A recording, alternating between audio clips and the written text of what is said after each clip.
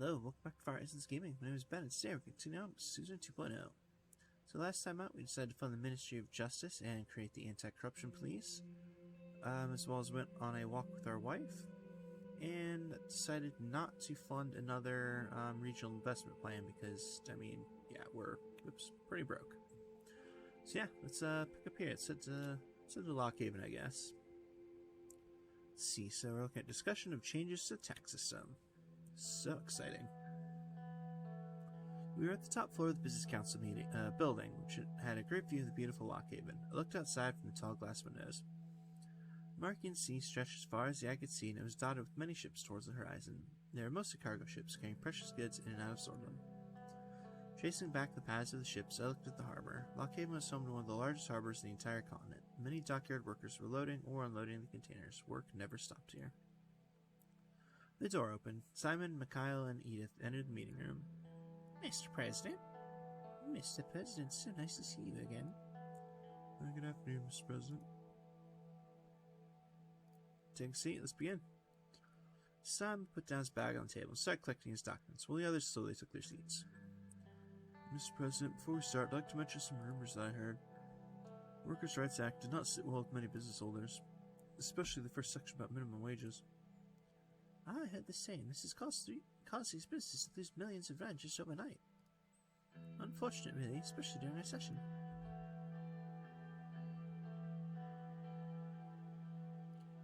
What's really unfortunate, Miss Edith, was that this bill was enacted this late.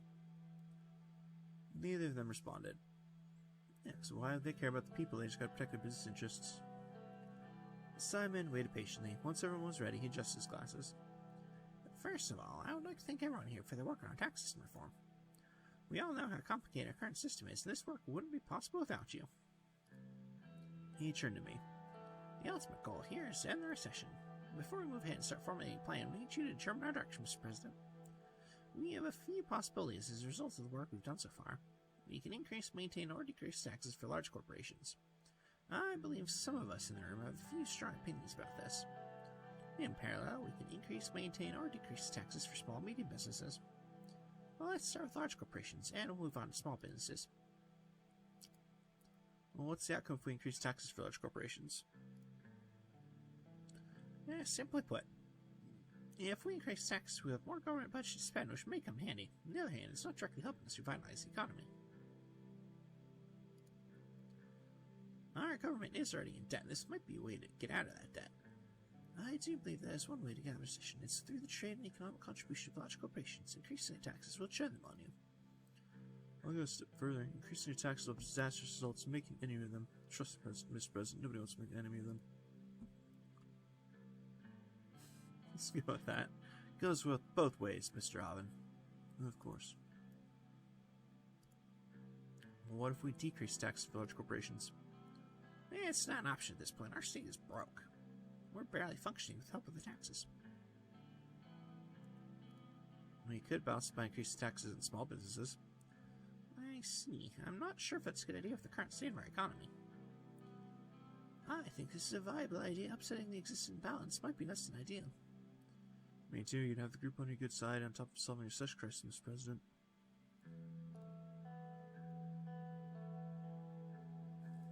We'll go with the dick answer. They better try to stay on my good side. Is there any downside to keeping things as they are? I'm of the opinion if we don't make any changes, nothing will change. Stop recession. We need to do something. I think so too. Agreed. Cool. Alright, well, what does everyone think we should do? I don't think we can do anything at this point, although I would have preferred to decrease taxes. This is the best option. Our international trade is driven mostly by the products these corporations. They're the backbone of our economy. Exactly, an increase should be out of the question. These companies are the backbone of our economy and are way out of the recession. Cool. Well, I'm ready to make a decision. Very well, Mr. President. We want to ensure the economy is on a balanced track, as further destabilization might have drastic consequences. Alright, well, I definitely want to increase the taxes on the large corporations.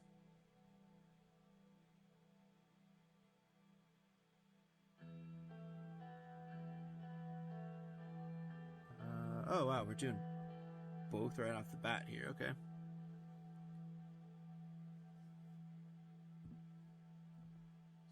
So, okay, I thought I was gonna get like separate choices here. See, I know I want to boost the taxes on the big businesses. So I guess this one will increase taxes for large corporations and balance it with a decrease for smaller businesses. You're making a mistake. This is going to have outrageous effects down the road. Enough, the President's made his choice. Well then, I've taken note of our action, and I'll put it to implementation as soon as possible.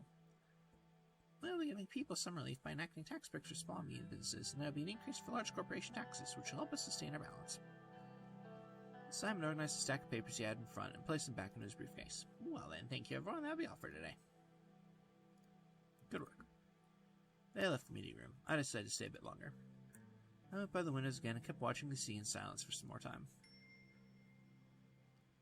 Cool. I was totally hoping that would be like two separate choices, but that's okay, especially since we didn't even get an option to ask about small businesses, but whatever, that's alright.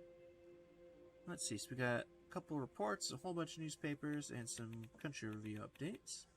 We'll sit those first. Let's see, so economic policies, just tax increase for large corporations, tax break for small businesses. Oh no, large corporations downsized. Even though there's really no reason for them to do so, but, you know, it's okay. They gotta protect their bottom line. And it looks like we're apparently attempting to tackle tax evasion? Huh.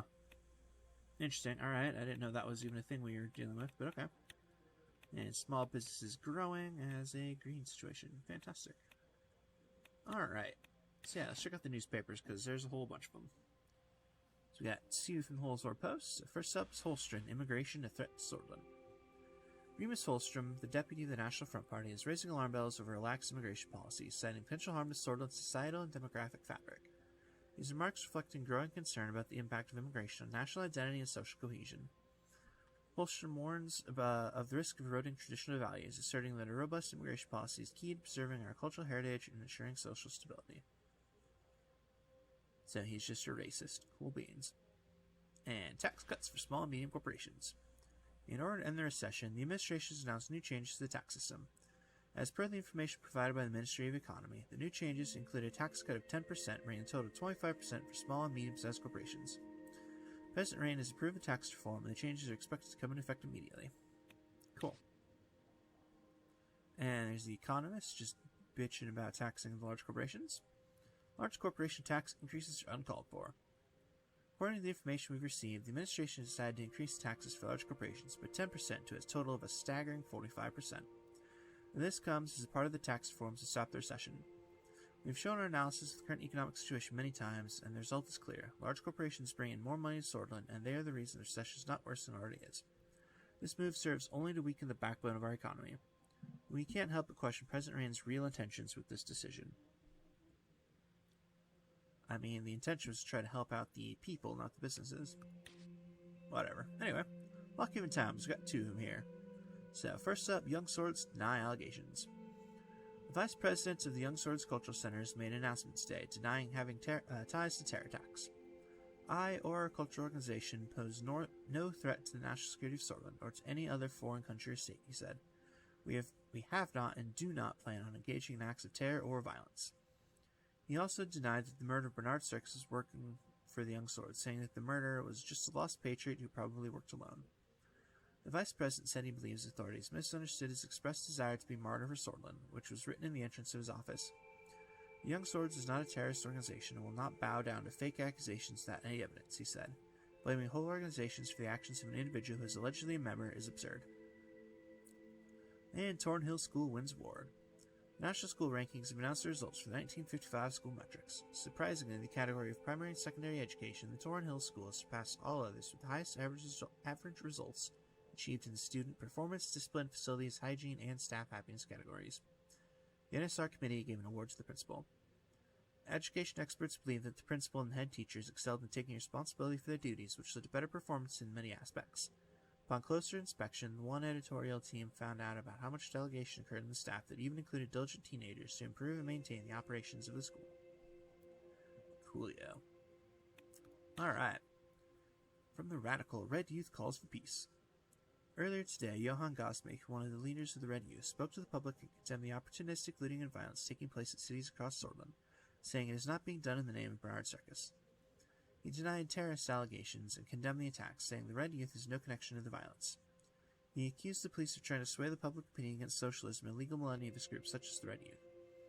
Some people are trying to incite violence and take away the meaning of these peaceful protests, said Gosmik, warning the protesters about inside people trying to exploit the situation.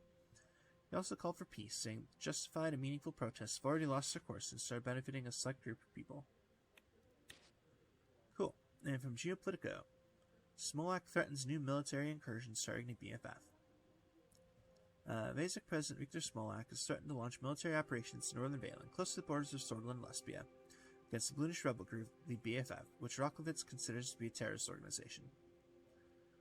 In a television interview to curry support for next month's referendum to extend his presidential powers, Smolak announced that the military is preparing a new internal operation with possible cross-border implications against the BFF. Observers point out that a tough stance against the BFF, which is fighting for minority rights, plays well with Vasic nationalists. Smolak has pledged to eradicate the Bloodish groups in Valen, the Democracy Party of Valen, and the militant organization the Bloodish Freedom Front, which is known to operate both in Valen and Swordland extensively.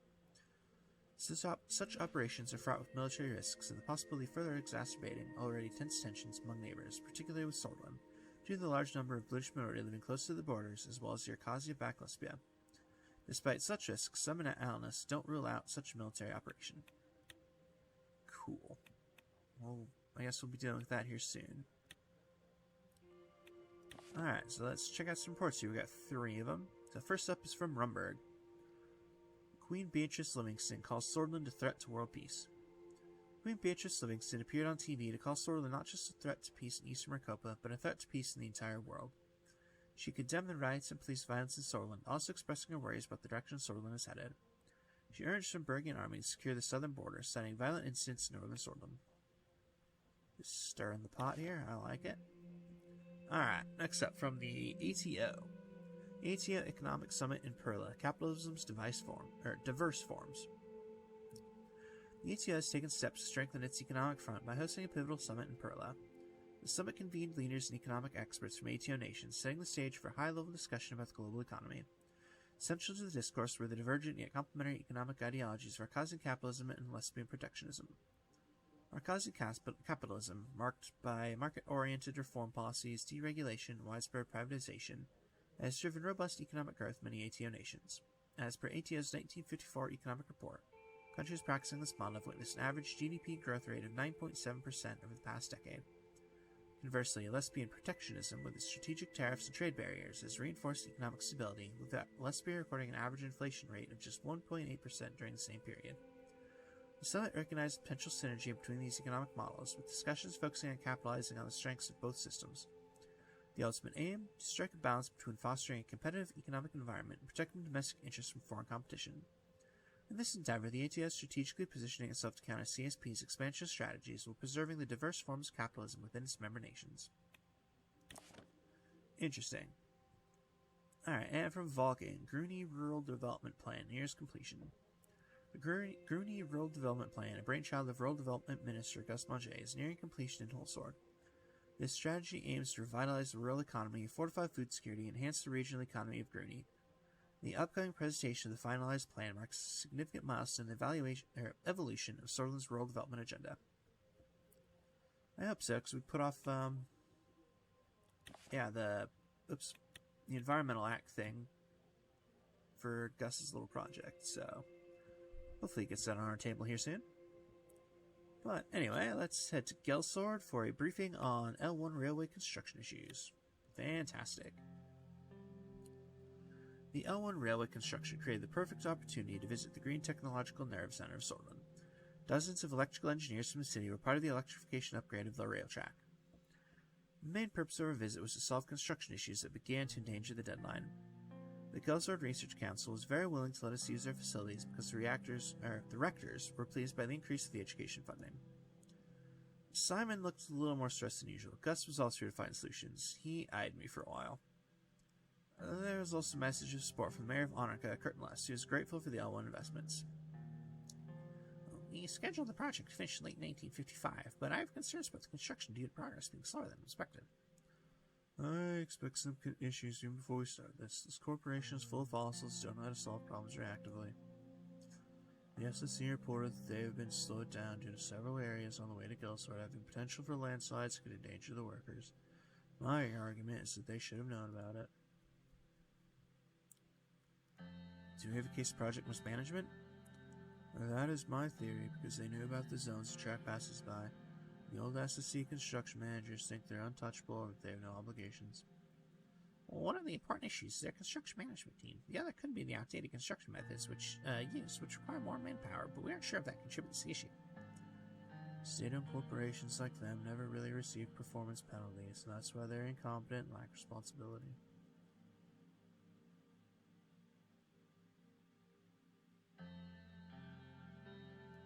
Let's see. Let's go with that one. We can't let mismanagement delay the project. It's unacceptable. Couldn't agree more. This shouldn't keep going on any longer. You're right. My advice would be to warn them. There's a chance they might wake up to the situation.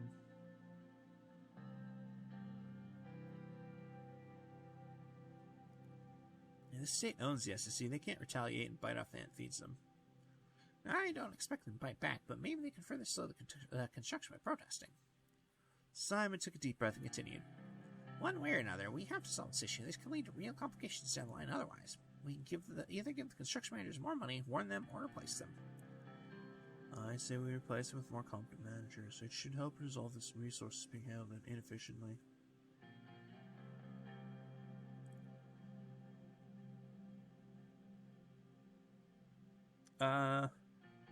Geez, well, we definitely can't afford that, so let's just fire their asses. Replace the construction managers with more competent people to ensure the deadline is hit.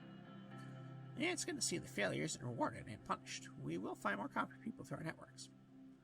I'll make some calls. Got good contacts that could be added to the potential candidates. That should be it. Now that we figured out a way to move the process forward. The meeting ended. The three of us toured the Advanced Research and Development divisions of Gelsord. The day-long visit ended with a dinner involving the most important people of the city. Many of them were scientists. Later, we made our way back to Holsword.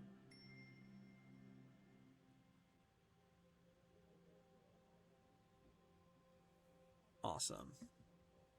Alright. Let's see here. We got no newspapers. Looks like maybe just one report. So yeah, let's hit Holsword for this report. Yeah, it's the only one. SSC managers replaced. After the recent order from the Ministry of Economy, the Sword State Corporation has reshuffled their entire managerial board with new experts suggested by Minister Hull. The new managers are getting used to their positions and have indicated they will do the best to meet current deadlines. Cool. Alright, let's see here. Well, we can either go to Lockhaven for a donation for the Alfonso Foundation. Whatever that is. Or Laren for the school inspection.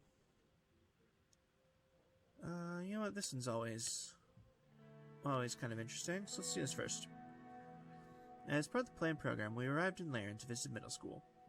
The prestigious Toren Hill School is situated close to the suburbs, just outside of the city center. The building is flanked by two hills, each beautifully dotted with shrubs and flowers. Lucy and Ciara and I got out of our cars and met at the entrance. Our presence had not gone unnoticed. Apart from our guards, there are at least 10 reporters following us around. That must be the principal. Right this way, sir. The principal is a man of short stature, with a bushy mustache and a pair of glasses. He approached us quickly, but was stopped by the security guards. They started patting him down and searching him. That won't be necessary, just let him through.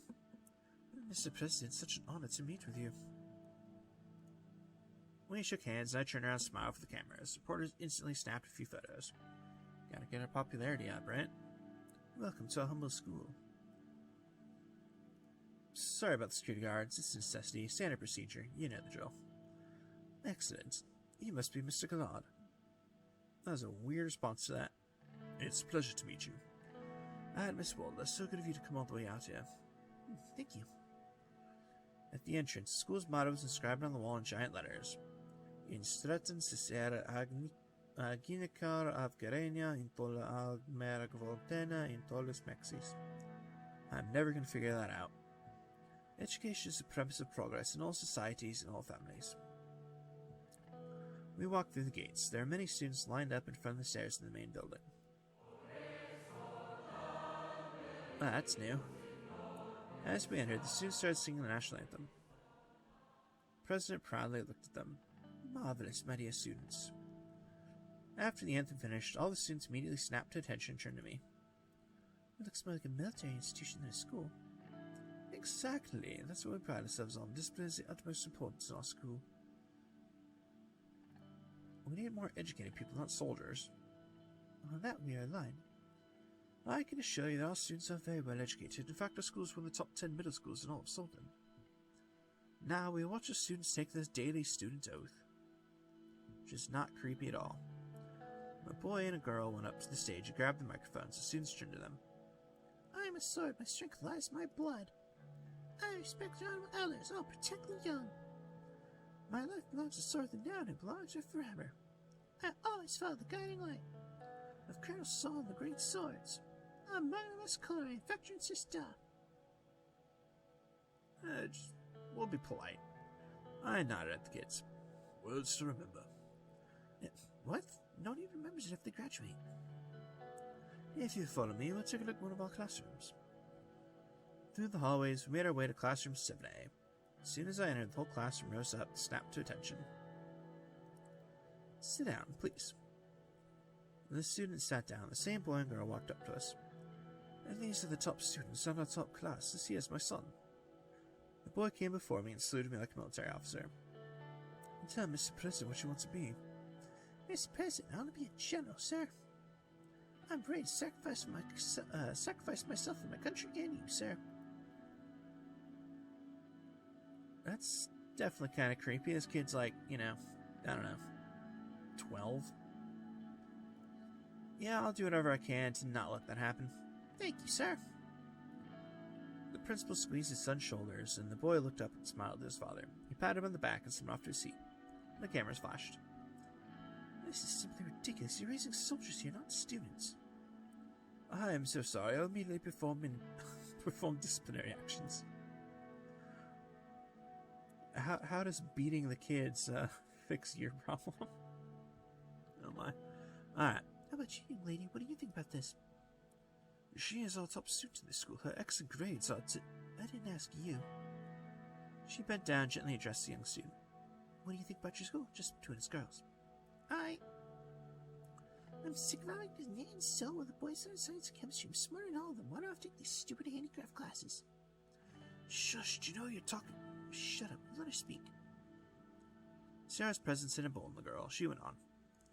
My math and reading scores are the best in school, but they won't let me take class I want just because I'm a girl. I'm a scientist, not some soldier's wife. We need more people like you in this country. I applaud your determination. We need more than words. We need action. Concrete action. We need to protect girls like this. Cameras flashed once again. I looked around the classroom and saw a large portrait of Colonel Soul. I probably shouldn't ruffle too many feathers here, so I'm just gonna ignore it. Well then, unfortunately we're almost out of time. We have other meetings to attend to today. Thank you for the warm welcome. Mr. President, Lucian, please go ahead. I would like to speak to this girl alone. Very well. Thank you for visiting our school, sir. Come on, class 1, 2. All students in the classroom yelled, but the boy whom I met was the loudest. Magna Vescore. Alright, let's be nice to the kids. Veterans to staff. After another round of photos, we departed. It's a little nationalist, but that's okay. So don't ruffle too many feathers right off the bat here. Fantastic. Alright, let's see here. So, looks like we got a handful of reports, bunch of newspapers, and then just that Alfonso thing. Now let's check out the reports first. Alright, from Earlery, Geralt unveils newest wine and sends message. The famed dandelion label of Earlery, rooted in the rich viticultural legacy of Geralt of Ribery, has introduced a new wine to its esteemed collection. Mr. Hope Bellassord has sent a fine selection to the Maroon Palace and wrote a little note to accompany it. Wine, like politics, operates not on a scale of lesser or greater, but on a spectrum of nuanced complexity. The distinctions are subjective, the flavors as variable as policy decisions. As a winemaker studies the subtle notes in each grape, a politician must examine the unique shades of each strategy. If I'm going to choose between one vintage and another, between one policy and another, I'd rather not choose at all, but rather appreciate and comprehend the intricate interplay each presents. After all, the art of winemaking and indeed politics lies not in forced choices, but in understanding and celebrating the subtle complexities inherent within. This latest edition is expected to uphold the characteristic floral tones, depth, and elegance that dandelion wines are cherished for.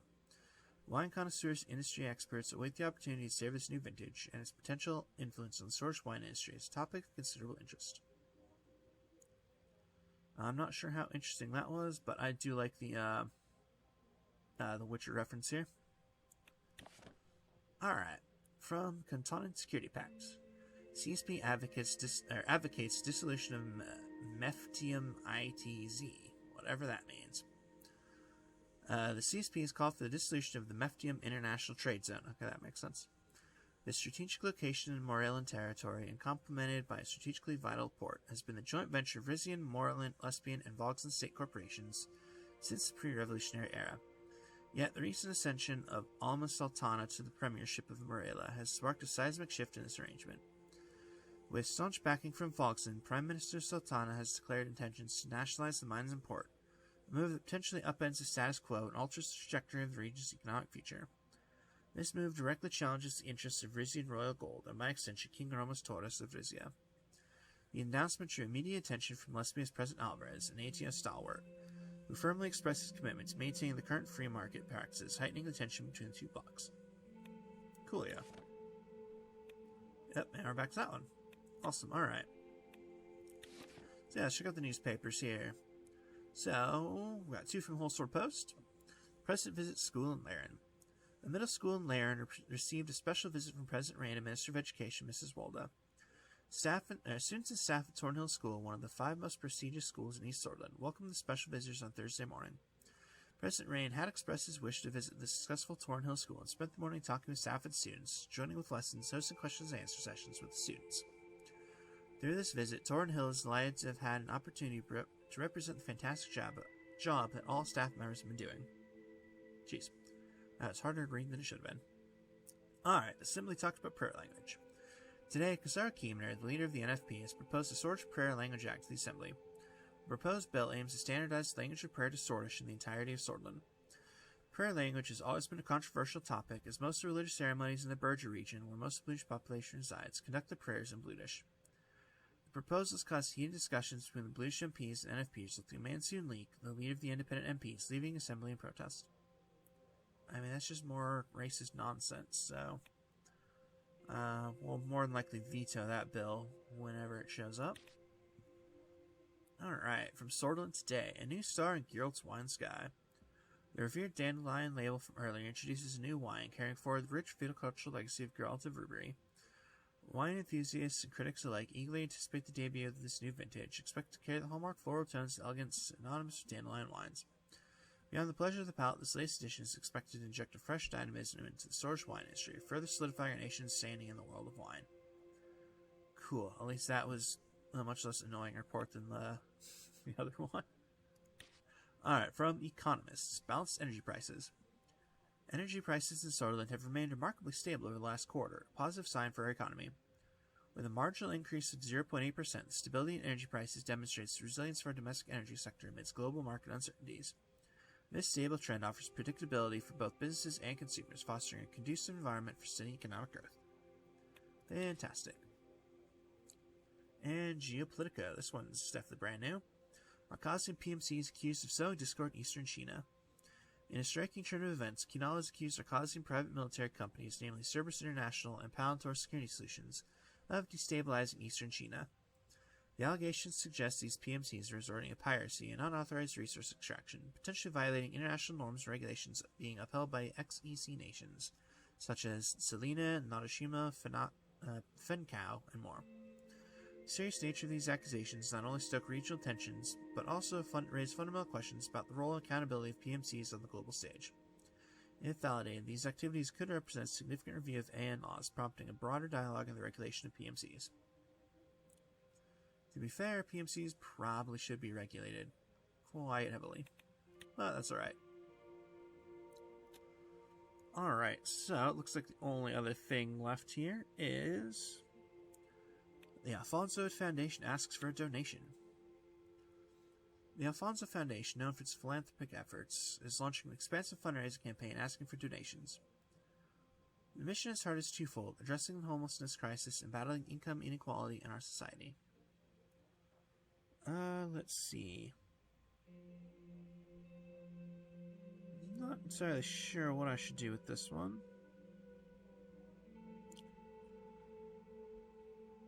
I mean,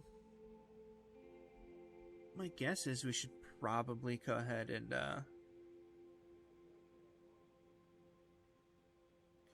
do it.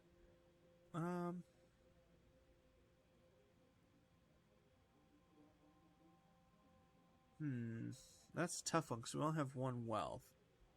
I don't know if we'll be able to get any more money between now and our next investment thing with Gus.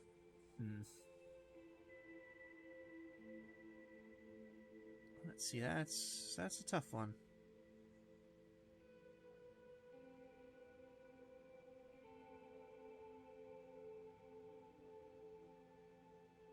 Nah, I'll go ahead and do it. Surely something will pop up between now and then, so let's go ahead and do it. That'll make us look good. Alright, let's see. So, with that, looks like we've got another thing back in Laren, and a couple of newspapers. But, honestly, that feels like it's a good place to end Con Call for today. So, as always, thank you very much for watching, and I hope to see y'all next time.